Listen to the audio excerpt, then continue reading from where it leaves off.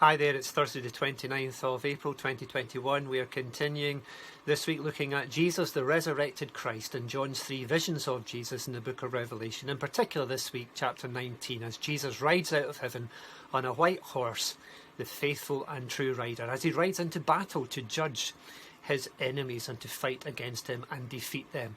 And those enemies were the beast, a group of nations or a nation rising up against God, the false prophet, somebody who speaks out against God, and people who are following wickedness and following the beast and the false prophet. And Jesus defeats them, of course, in battle. He is the victor.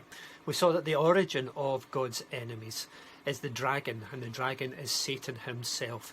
But of course, Jesus' origin, his eternal origin, and it is God. He said that he came from God and goes to God. He is eternal Son of God. Today we're thinking about the pride of God's enemies. And can you imagine their pride, trying to ride into battle against Jesus, thinking that they knew better?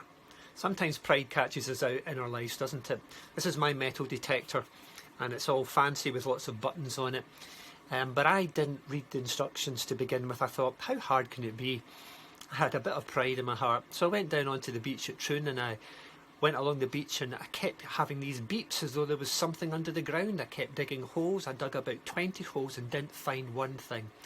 And it was only many days later that I was watching a television programme about somebody who had shrapnel in their leg and went out metal detecting, and it beeped because of the shrapnel in their leg, that I realised, oh, my ankle. I've just had an ankle replacement, and my metal ankle replacement was beeping every time the metal detector passed over it. And that's why I dug and found nothing. So the moral of the story is, read the instructions and don't be so proud. Satan, of course, he is the master of pride. Pride originated in Satan. He's the one behind God's enemies. And in Isaiah chapter 14, there's a prophetic word about Satan, who was called the morning star, and it says this: "How you have fallen from heaven, O morning star, son of the dawn, you have been cast down to the earth. You who once laid low the nations, you said in your heart, I will ascend to heaven. I will raise my throne above the stars of God. I will sit enthroned in the mount of assembly on the utmost heights of the sacred mountain. I will ascend above the tops of the clouds. I will make myself like the Most High." But you are brought down to the grave, to the depths of the pit. Satan had pride in his heart, which is why he was cast out of heaven. And even when he thought he had defeated Jesus on the cross, of course it was his greatest defeat, because Jesus died for sin, and he rose up from the grave and defeated sin and death and hell and Satan forever and ever.